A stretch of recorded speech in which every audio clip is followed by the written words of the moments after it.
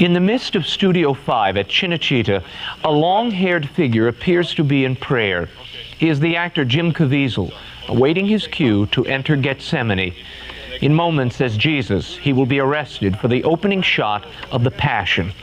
On the other side of the studio, surrounded by Herod's guard, Mel Gibson is engaged in his own athletic directing style. He tries to help the actors see the bold, at times stark vision that is, for the moment, confined to his head. This kinetic approach surpasses the performance of the day players. What becomes quickly apparent is the passion of the actor-director himself. Gibson is director, co-author, and sole financier of the entire project. The question is, why? Why would one of Hollywood's biggest stars take on a film he himself has described as a career killer? What is his vision? And how is this Jesus picture different from the others? I recently sat down with Gibson to get some answers. Mel, there are roughly 100 Jesus movies. Why do we need another one? 100? I didn't know there was that many. Wow. They just dug up another one from 1916. 101. Yeah, they just found it, and it was like, it's one of the first ones ever on film. It's incredibly naive, but it's really kind of interesting to watch it. They go through the entire life in like, it's less than an hour. It's like, wow, it's like, rockets that went by fast.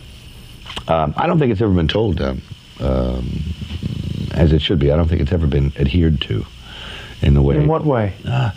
It suffers either, in most cases that I've seen, and I haven't seen all 100, so I could be wrong here, but I've seen like probably the big dozen. Sure. And accuracy, historical accuracy, as far as the Gospels go, accuracy is, as far as the extent of not only the political turmoil and everything that was going on at the time, but just the extent of the sacrifice and the torture involved, which is like, it's no mistake about it. This is graphic, right?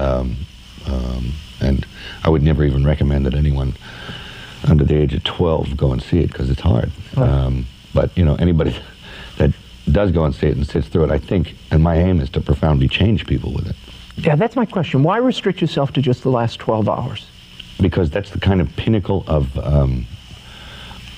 the sacrifice. I think that's where a lot was achieved. And to try and commit more than that to film, it's almost an impossible task. Yeah.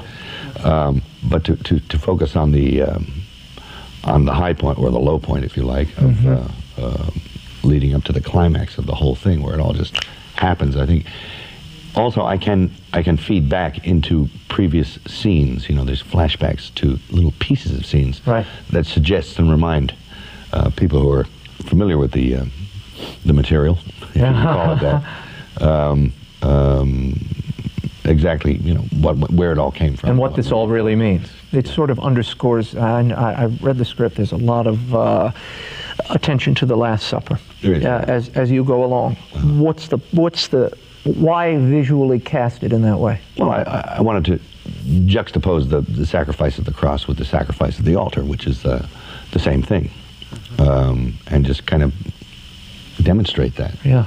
That as he's being tortured and murdered and killed and everything, that you cut back through the eyes of John, who's at the foot of the cross. You just cut back to him remembering, like, oh yeah, with the bread and the wine, and I get it.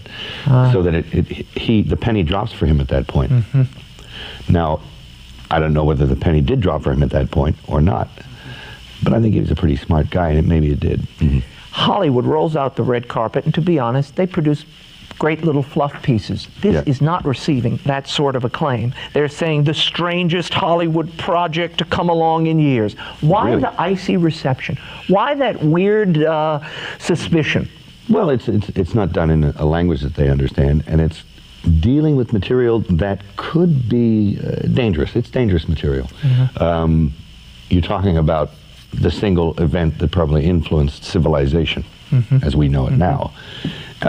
Even in the negative aspect, in some way, you could say that it goes back to that. I mean, it's you know, created our laws and behavior and you know, the knowledge of good and evil and all that kind of stuff. It's influenced art and literature and it's affected every possible aspect of anyone's life, whether they know it or not. It has, and so that this is big stuff you're dealing with, and it's going to be graphic, and it's going to be accurate as I can make it. It has areas of poetic license that I've added to it that I see as not unreasonable. Right. Now, some would say, why do you have to be so graphic? That removes the art. That kills the imagination that we can all apply to this. No. By being so on the nose, Mel. No. It's a puzzle that I have. I think what I have to do is be truthful to take you through suffering with it. The audience has to suffer to understand it more. And what I'm seeking here is a deeper understanding of this event, and as well as being graphic and probably in your face a little bit. It's not always like that. I mean, I use a certain art to get around some of that, and I think that even in the more horrific aspects of it, I've tried to incorporate a beauty to it, so that it's a balance. And you've pulled back a little bit from what your original intention for this. I mean, originally, hey, if I put down exactly what happened, it's too hard to take. And you found that in the doing, once you were shooting it, or you laid it out and you said, I can't go there. Some parts, yeah, and like, I mean, you're not going to see every foot and hand get nailed and stuff, but you'll certainly know what's going on.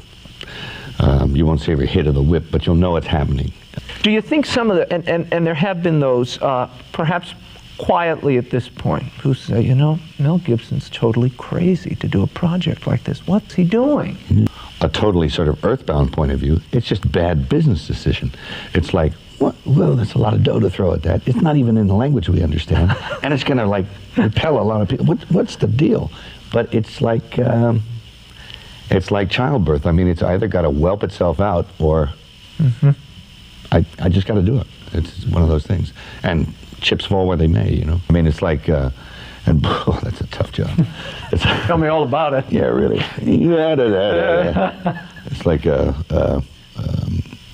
kind of like, detergent for your soul.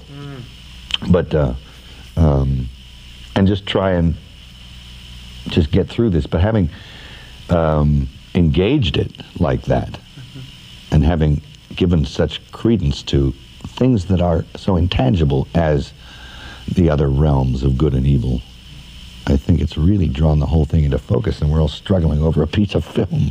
And it's a piece of film, after all. It's not the real event. But I'm hoping that, my hope is that, and it's very strong.